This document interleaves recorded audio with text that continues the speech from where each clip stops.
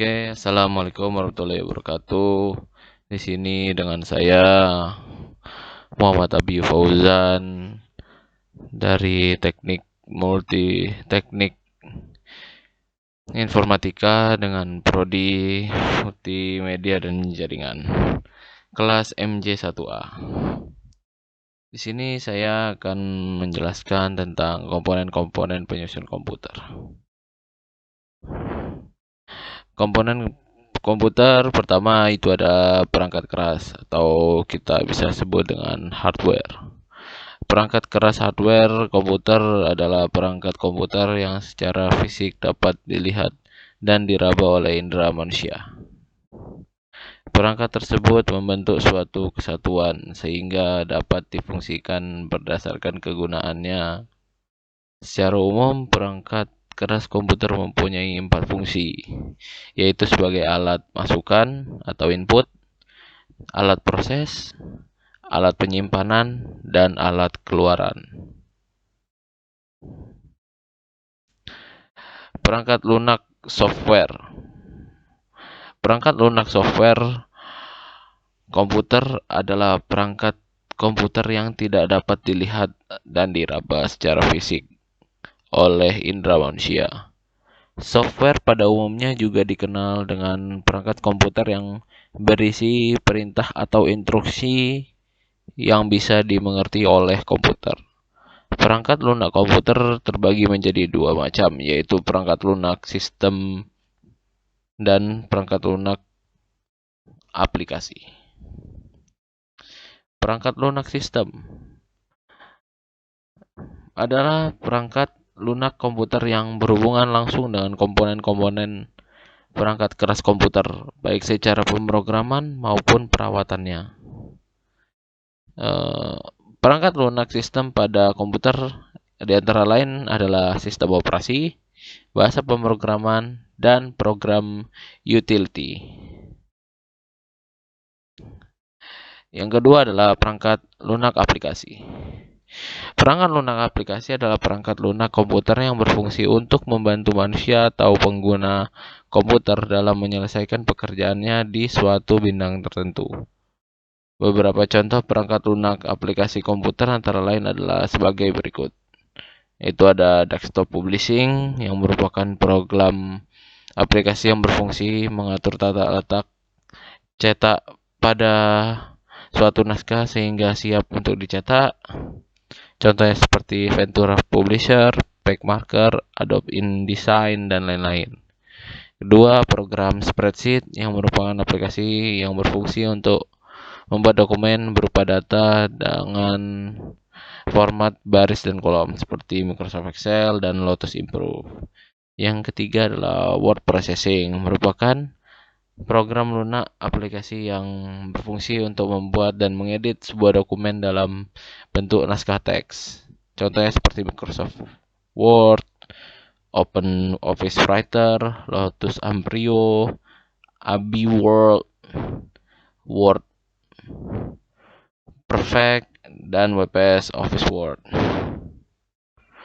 Keempat, database management yang merupakan program lunak aplikasi yang berfungsi untuk melakukan manajemen data pada komputer dalam jumlah besar. Contohnya seperti Microsoft Access, Microsoft SQL, Paradox, Abridge, dan lain-lain. Kelima, grafik. Aplikasi yang berfungsi untuk keperluan membuat dan mengedit data berupa gambar dan video. Contohnya seperti ada Photoshop, CorelDRAW, Visio, dan lain-lain.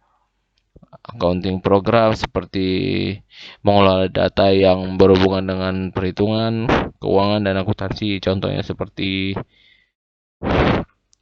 Facilio Zoo, Peachtree Accounting, MYOB, dan lain-lain. Dan juga masih ada statistik program, communication, multimedia, dan game. Yang ketiga, perangkat manusia atau pengguna, atau bisa disebut juga brainware, adalah manusia, pengguna, ataupun user yang menggunakan perangkat-perangkat komputer, baik perangkat keras maupun perangkat lunak komputer. Pengguna pada komputer terbagi menjadi 3 kelompok, yaitu sistem analisis, programmer, dan operator. Sistem analisis adalah seseorang yang melakukan rancangan analisis yang kemudian akan dikerjakan oleh seorang programmer. Programmer adalah seorang yang mengerjakan program berdasarkan analisis sistem yang diberikan oleh seorang analisis sistem. Operator adalah orang yang menjalankan program yang telah dikerjakan oleh seorang programmer.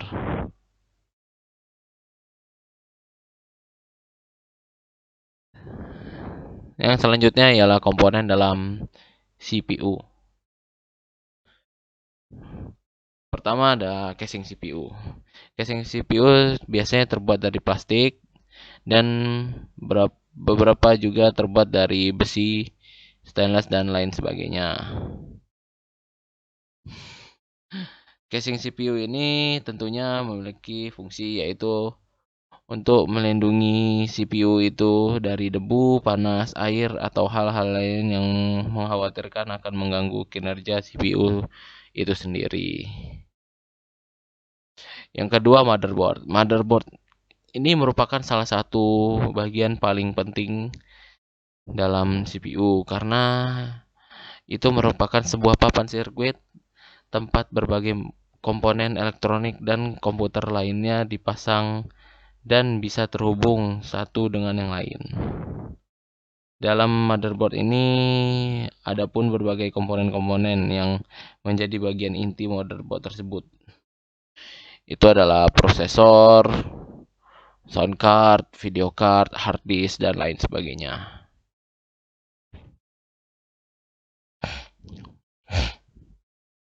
Nah, selanjutnya adalah BIOS dan UEFI pada motherboard. BIOS merupakan program kecil yang terletak di chip motherboard yang menghubungkan antara perangkat keras yang terpasang dengan sistem operasi yang digunakan.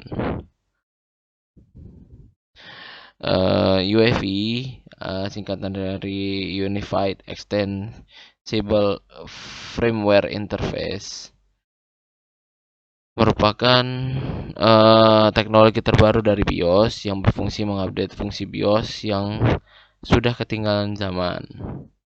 Awalnya UEFI muncul pada pertengahan 1990-an, dimulai dari hadirnya standar EFI yang ada pada komputer server.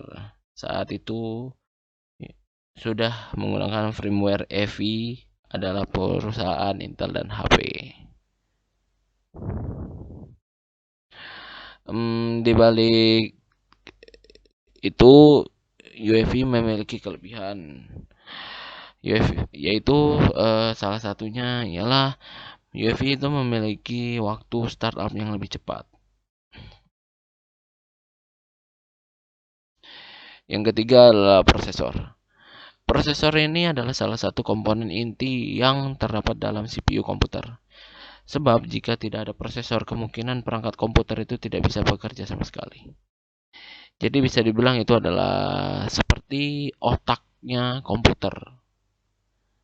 Maka jika misalnya komputer itu tidak ada prosesor, maka komputer itu tidak akan bisa hidup.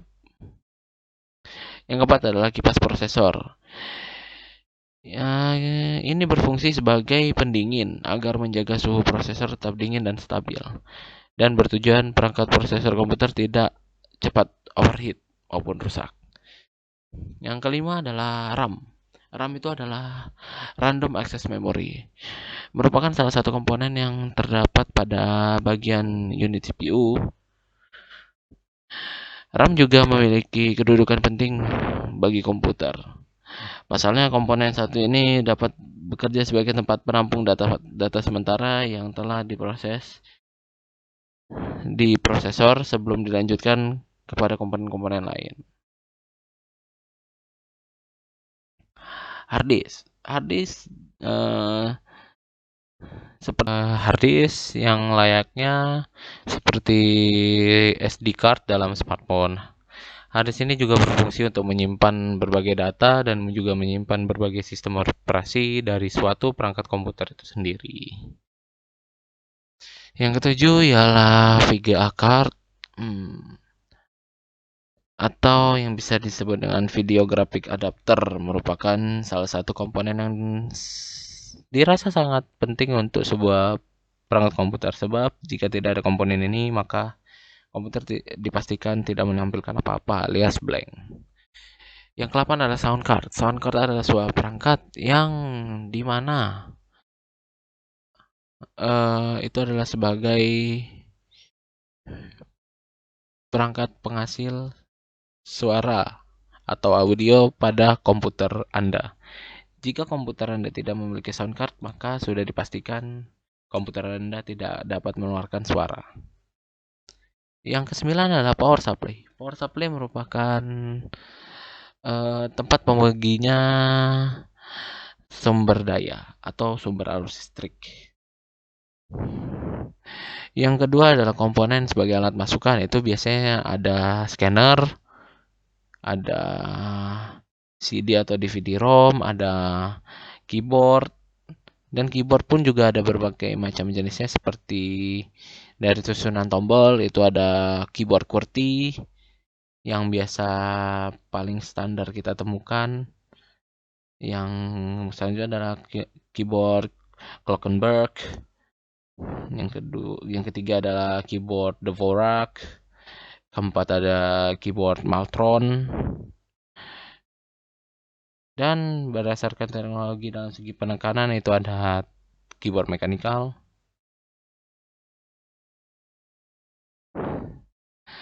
Yang kedua ada keyboard membrane. Yang ketiga ada keyboard one-handed. Yang keempat yang sering kita temukan adalah mouse. Mouse merupakan hardware komputer yang menerima inputan berupa gerakan tekanan tombol klik dan penggulung scroll. Jenis-jenis mouse pun ada banyak. Ada mechanical mouse, mechanical mouse, optical mouse. Kalau dari menurut koneksi mouse ke komputer atau laptop, ada bus mouse, serial mouse, PS2 mouse, USB mouse, dan wireless mouse. Yang ketiga adalah komponen hardware sebagai alat keluar, yaitu monitor. Monitor adalah perangkat keras yang berfungsi sebagai menampilkan hasil proses dari komputer dalam bentuk teks, gambar, maupun video secara visual. Fungsi monitor itu adalah berperan untuk menampilkan semua hasil proses, baik itu teks, gambar, atau video yang berasal dari hasil proses. Jenis-jenis monitor pun ada banyak, itu seperti CRT, Cathode Ray Tube. Monitor ini disebut sebagai monitor tabung karena masih menggunakan media tabung sinar katoda. Yang kedua adalah LCD atau Liquid Crystal Display, di mana monitor ini tidak menggunakan tabung hampa lagi untuk menampilkan gambar, tetapi menggunakan media cairan kristal. Yang ketiga ada LED atau Light Emitting Diode. LED memiliki bentuk yang lebih slim alias lebih ramping daripada monitor LCD. Monitor jenis ini juga memiliki kelebihan dalam hal konsumsi listrik yang lebih sedikit. Tetapi monitor ini memiliki harga yang mahal. Yang keempat adalah monitor plasma. Monitor ini terdapat gas neon yang dialiri listrik yang akan menciptakan piksel. Dan gas ini berada pada antara dua pelat kaca. Monitor ini memiliki kualitas gambar yang lebih baik karena proses pembuatan gambarnya dilakukan secara langsung tanpa diuraikan terlebih dahulu. Itu saja yang bisa saya sampaikan. Bila ada salah kata, mohon dimaafkan. Wallaahi taufiq.